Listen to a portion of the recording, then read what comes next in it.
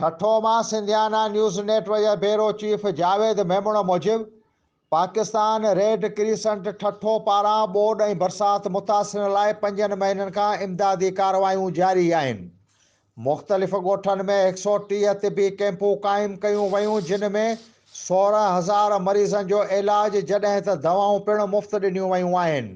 उन खां अलावा 30 जे लॻभॻि कंबल, बिस्तरा, सड़ियल ॻोठनि में गरम कपिड़ा, जैकेटूं ऐं ॿियूं ज़रूरी शयूं विरहायूं वयूं।